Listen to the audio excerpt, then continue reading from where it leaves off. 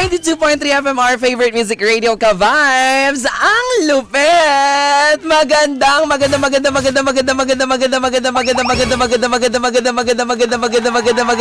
afternoon sa lahat ng mga ka-vibes natin sa Metro and Mega Manila. Heto na nga po ang nag-iisang beshi ng bayan at ang Diyosa ng kalsada. Walang iba. Ako po si Jaiho. Jaiho na naniniwala sa kasabihan na kapag ikaw ay tulog ng tulog, may tatlong dahilan. Either una, buntis ka. Pangalawa, heartbroken ka.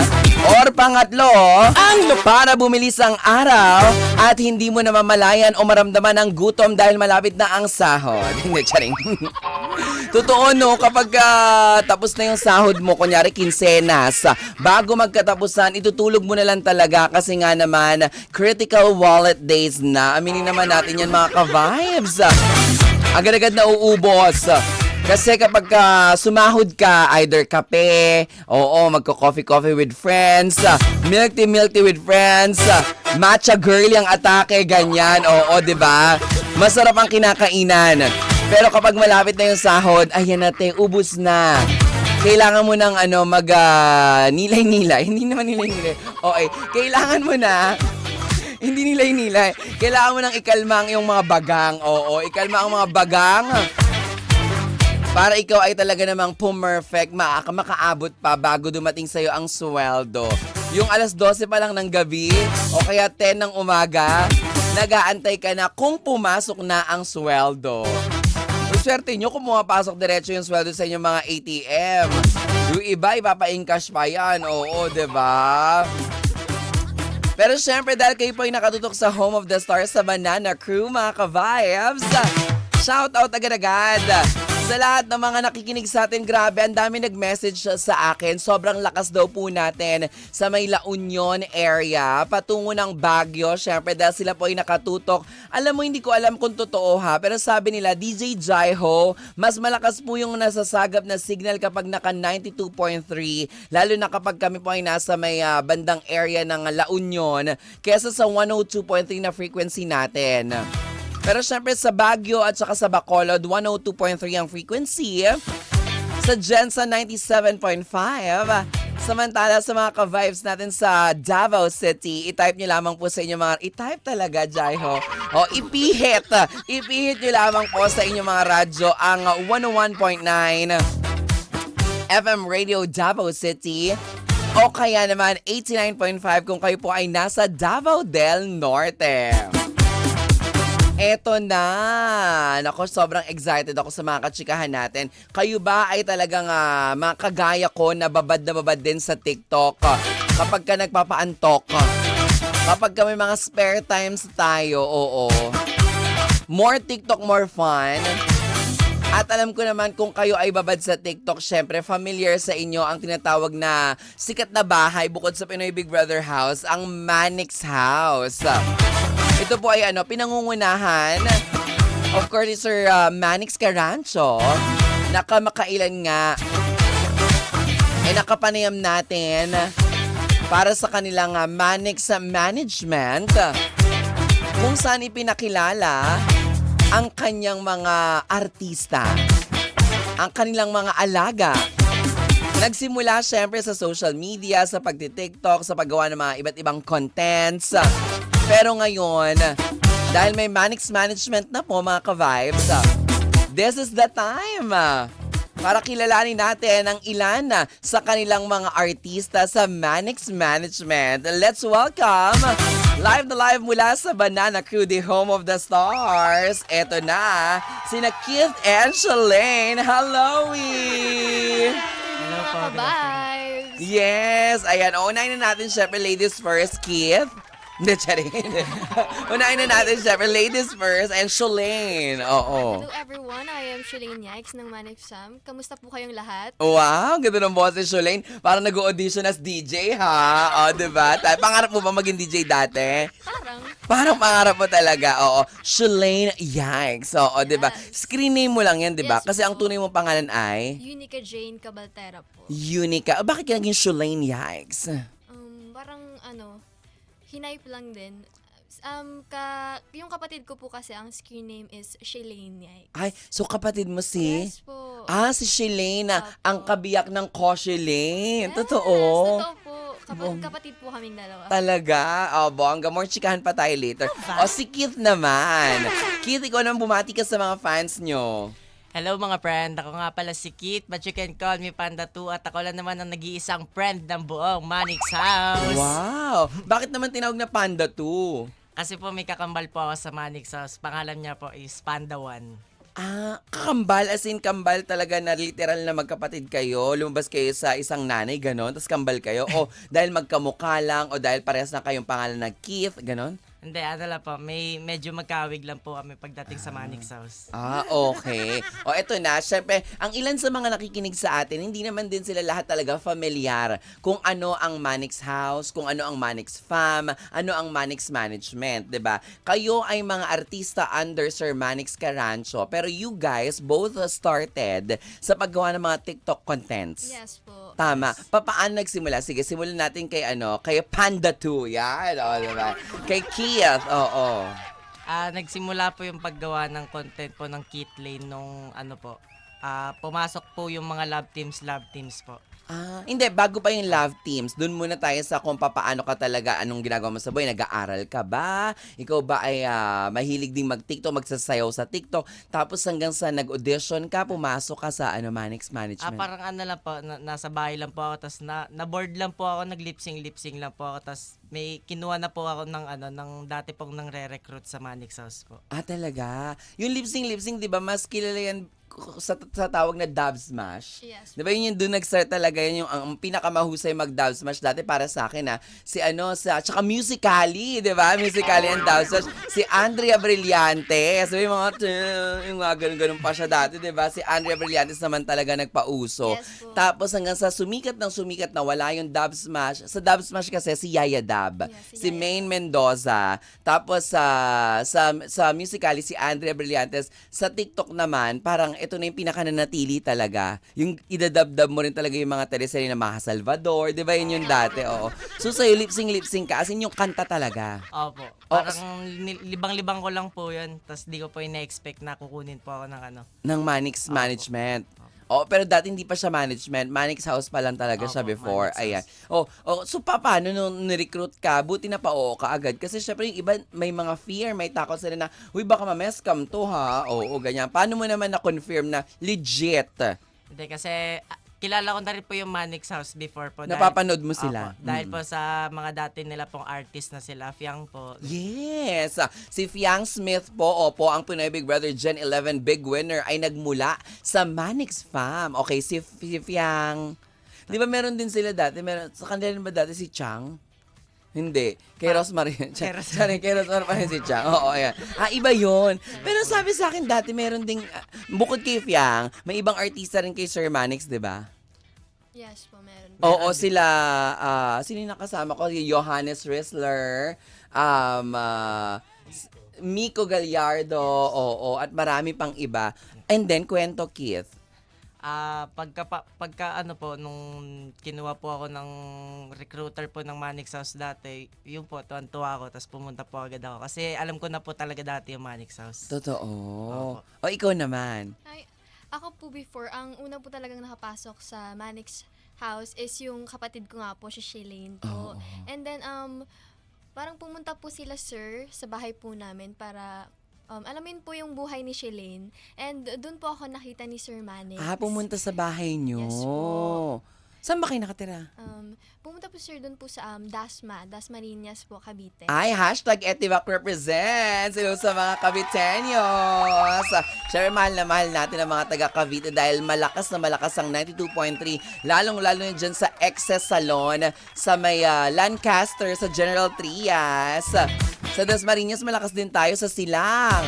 Sa Tagaytay, sa mga gasolinahan, narinig ko talaga namang umaalingasaw, nangamoy.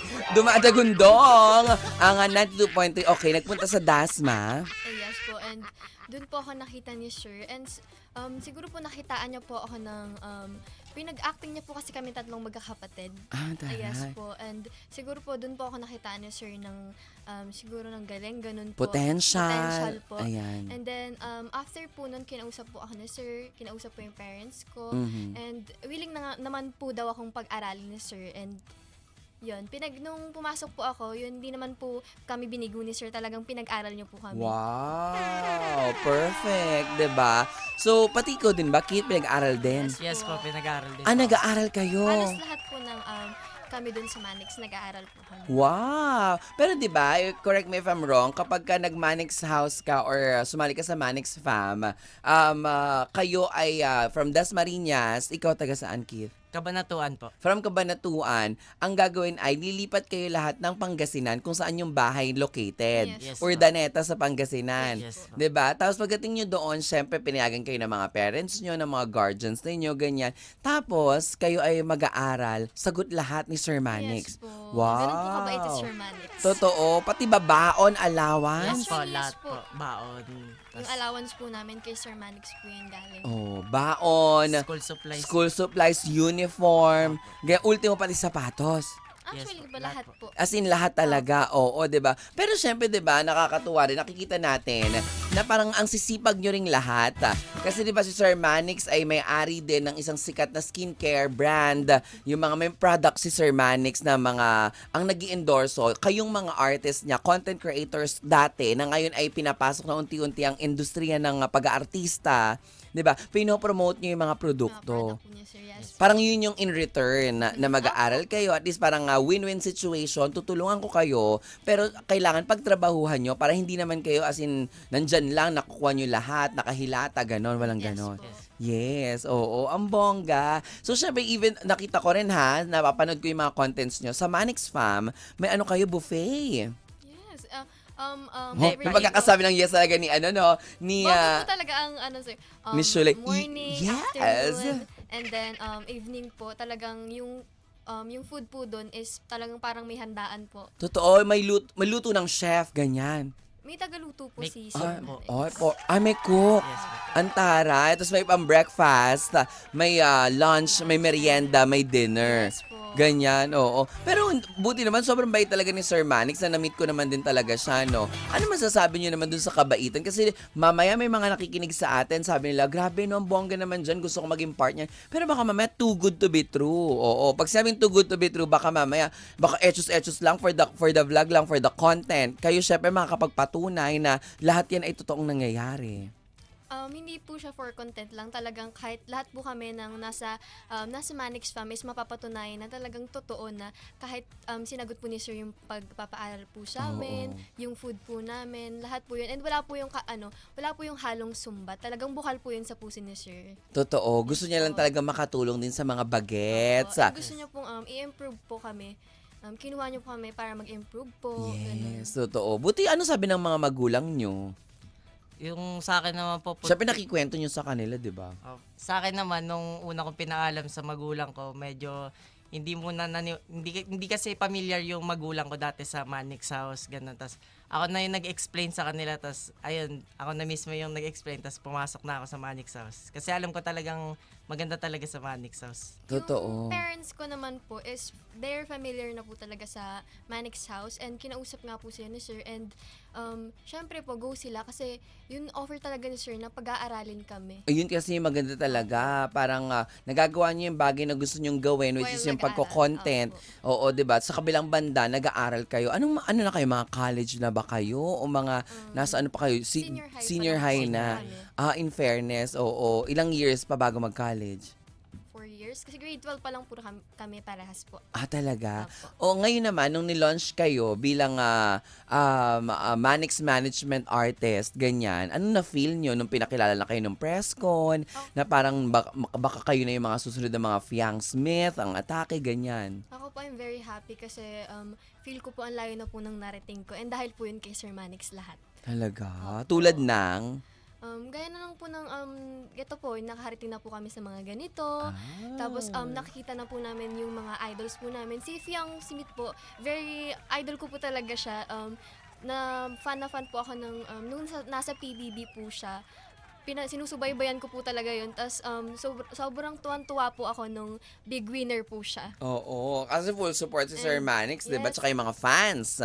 And nakita po namin siya nung nakaraan. And sobrang ganda talaga ni Ate Fiang. And sobrang bait po. Yes. Ikaw naman, Kit. Ako naman po, sobrang saya ko dahil nakakatsikahan ko po yung mga ka-vibes natin dyan. Ay, Tara, I love it. Oo, bongga. Ano pa? Tapos, yung ganito po, yung nagkaroon na po ako ng pangalan sa TikTok po. Tapos, yun po, dahil po lahat kay Sir Manix po. True. Oh, speaking of TikTok, ibida nyo sa mga nakikinig sa atin. Sa social media sa TikTok, ilan ang followers ni Keith?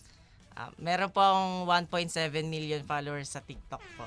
Yes, 1.7 followers on TikTok. Ikaw naman, Ako naman po, Shalane. meron po akong 1.4 million followers po sa TikTok. Oh, bongga, 'di ba? Ayan. Pero syempre 'di ba, kalakip ng pagiging million followers, dapat responsible din kayo sa mga ina-upload niyo sa social Yes, media. po. Ayan. Paano niyo nababalanse na kunyari, 'di ba? Syempre minsan bilang bata, yung masayahin, may kulit pang taglay ganyan. Paano niyo na-sure na yung mga pinopost niyo parang ay baka mamaya mabash tayo dito o baka mamaya hindi to magandang dulot sa mga makakapanood. Kami po minimake sure po namin na walang mga bad words. Para po talaga sa mga bata. And minimake sure talaga namin bago i-post na magugustuhan nila and hindi mapapasama. Hindi kami mapapasama. Mm. Yes, chine-check po talaga muna namin yung content na ginawa namin, tas bago po namin siya i-post, chine-check po muna namin kung makakasama po ba siya sa mga viewers namin o ganun. Kasi alam po namin yung mga viewers po namin is mga Mga bata. underage pa po. Correct, mga bagets talaga yung mga nakatutok sa inyo as in. Kaya nag-iingat po kami sa posting. At po. hindi lang sa Pilipinas kasi worldwide. Alam nyo, nagulat ako kasi syempre 'di ba, kilala ko naman si Sir Manix bilang siya yung manager ni Fiang Smith.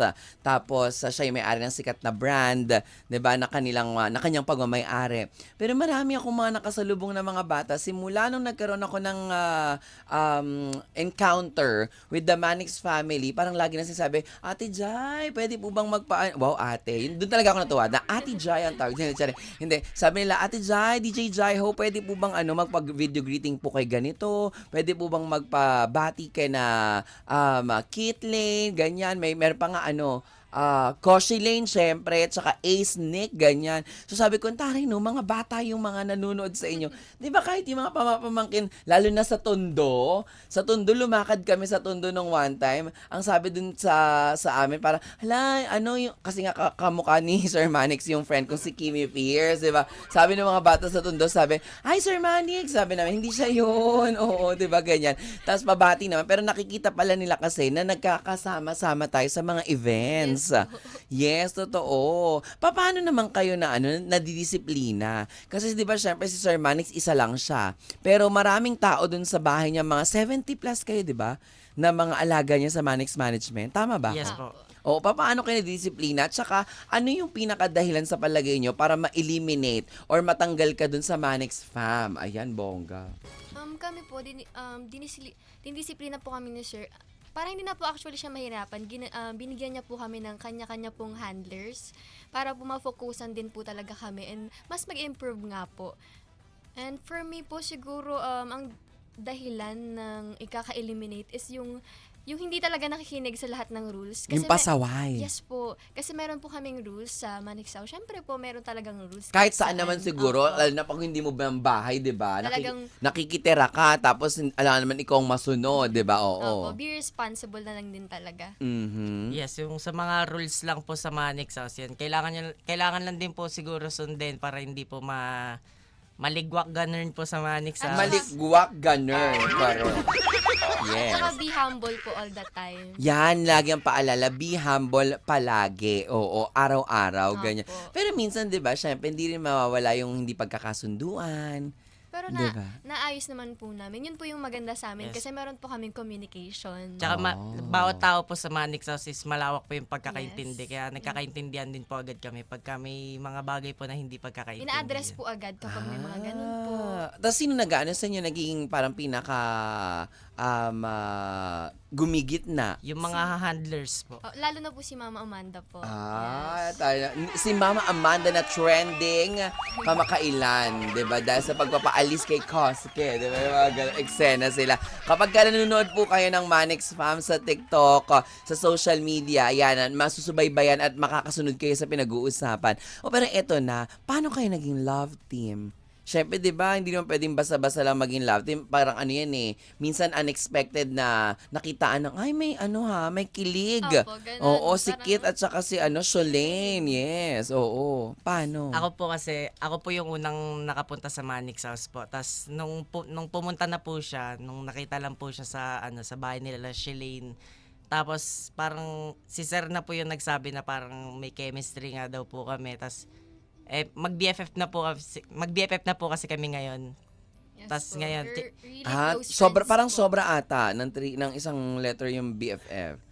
Hindi po mag-BFF po okay, talaga okay. kami. Really Ah, okay. close friends po talaga. Close friends po talaga kami sa Manix House. Totoo. Yes po. Pero kayo yung pinagtatambal, Keith Lane. O, ano namang say mo doon? Siyempre, nung nakita ka niya, nauna siya sa'yo, tapos nakitaan kayo ng potential. Siyempre, as a girl, yung parang, oh my God. No, may mga ganun-ganon. For Tas- me, go. Tapos nung nilalapit-lapitan ko po siya nun kasi gusto ko po makipagkaibigan sa kanya. Oo. Tapos, ayun po, parang worth it po lahat na pagpapapansin ko sa kanya.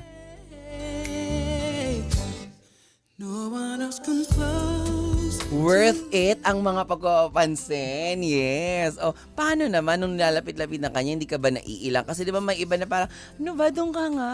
Una Okay. po naiilang po ako. Oo. Pero nung mas nakilala ko naman po siya, Oo. mas naging comfy naman po ako sa kanya. Ah. And dun po nabuo yung friendship po namin. Tara. Friends lang ba talaga? Yes po. Oh. Yes, my friend. O, kaya nyo magtitigan ng matagal. Yes po, kasi Friends. Yes. friends na naman. Oh. Diba? Oo. Pero syempre, minsan na pag-uusapan nyo yung mga bagay-bagay na syempre parang, lagi tayong magkasama, lagi tayong pinagtatambal. O paano kaya yun? Diba, pag bagets ka, tini-tini ba per love, yung mga crush-crush, wala kang crush kay Kit? Wala po. Wala. Agad-agad. Bakit wala? Pero masaya po ako na siya po yung love team ko, ka-work ko po. Happy po kami na magka-work po kami. Yes po. Talaga, ikaw? Hindi mo crush? Ako happy na po ako na mag-BFF kami kasi Doon naman nagsisimula yun, eh, no? Tsaka ayaw ko po masira agad yung pagkakaibigan namin. Kumbaga smooth ka lang, ganon. Kailangan na... Sa proseso. Ay, Oo, nasa proseso, friendship lang muna. Tapos kailangan makuha mo muna yung talagang tiwala niya sa'yo, di ba? Magandang foundation yan, di ba? Sa mga lalaking nakikinig sa atin, kahit naman dati yung kay Maria Clara pag nililigawan, 'di ba? Susuyuin muna ang buong pamilya, magsisibak ng kahoy, ganyan, para naman makuha mo yung matamis ng oo, 'di ba? So ikaw, nung una mong nakita nung pumasok si Sholane sa Manix Fam, ano yung naging impression mo sa kanya kagad? gusto ko na po agad makipagkilala sa kanya kasi ang bait. Paano? Gusto mo makipagkilala kasi parang ang bait ng mukha. Opo, tas kunyari, TikTok kunyari, pero ayun, medyo papansin na ako sa kanya. Oh! Ikaw naman, Sholane. Ako kabaliktaran actually. Alam mo, opposite attracts, di ba? Yes. O, ba't ka baliktaran? Nung unang kita ko po sa kanya, feel ko po hindi ko po siya makaka-close. Akala ko hindi mapagkakatiwalaan. Grabe ka naman, Sholane. Oo, sobra naman yun. Nananakit ka naman. Yeah, feeling mo, hindi mo siya makaka-close. Hindi ko po Bakit? makaka-close. Ano po kasi siya, parang kapag kasama niya po yung mga friends niyang boys, syempre loud. Parang hindi po siguro ako Parang ganun. maangas Yes, sila, parang ganyan. I'm not into that person po, na mga ganyan, mga loud sobra kapag nasa public place. Parang dito naman ngayon, nakaharap ko si Keith. Parang Yes po di, yung, nung di ko naman nakitaan ng maangas. Parang ang tahitahimik, mabait naman. ayun na nga po, nung naging close po kami, tapos naging ganyan po yung personality niya po, dun ko po napagtanto na baliktad po pala, makakalose ko po pala talaga siya. Gano'n naman pala din eh. O, ano masasabi mo na parang ang dating binago ni Sholane si Keith, di ba? Oo. Kasi di ba, from maangas-maangas, nung naging close kayo, parang tumone down si Keith. O, ano masasabi mo doon? Masaya lang dahil sumakses lahat ng pagpapapansin ko sa kanya. Your place, no one often close to you. So ngayon, ang friendship nyo ay BFF. Yes, best friend. Di ba best friend natin minsan, mas sa kanila tayo nakakapag-open up. Ano na yung pinakamatindi na naging challenge or pinagdaanan ng bawat isa sa inyo na kayong dalawa lang ang nakakaalam? Maybe po, yung mga problems po namin sa family. Ayun po yung maganda sa friendship po namin kasi kaming dalawa lang po na nakakapag-open po kami sa isa't isa. Napag-uusapan po namin yung mga bagay, mga personal life po, about personal life. Yes, pati po sa mga about family problems po, na pag-uusapan lang po namin na kaming dalawa lang po. And- Sino unang nag-open up na pwede ka bang makausap? Kaming dalawa po Parehas kahit sino po. sa amin. Parehas kayo. Parehas po kami Cute. nag-a-approach. Nagkakaintindihan. Ilang beses na rin tayong humihindi. Okay, sa layo na ng narating nyo, pero malayo na, pero malayo pa. Ngayon, 'di ba? First time nyong masalang sa radio guesting, 'di ba? Yes, ma'am. Syempre kailangan yung teamwork nyo bilang Keith Lane nandiyan dyan. 'Di ba? Anong mensahe mo para kay Sholane at ang mensahe mo rin kay Keith sa nangyayaring ito na maganda to ha kasi parang slowly pinapakilala na kayo sa industry. Hindi na lang TikTok, 'di ba, ng press con o go mag-message ka kay Sholane. BFF, gusto ko lang sana sabihin sa'yo na sana mas patatagin pa natin yung pagkakaibigan natin. Sana kahit anuman problema ang dumaan, sana hindi ito basta-basta mawawasak yung pagkakaibigan natin na binuo natin. Um, Iyo ko.